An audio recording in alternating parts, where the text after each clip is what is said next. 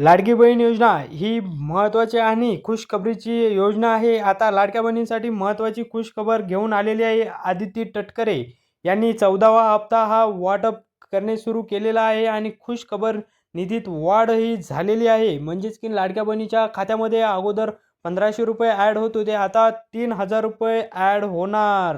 म्हणजेच की ₹3000 आपल्या लाडक्या बहिणीच्या खात्यामध्ये हे पैसे जमा होणार आणि 14वा हप्ता हाही जमा होणार. लाडक्या बहिणींसाठी महत्त्वाची आणि खुश खबर आलेली आहे.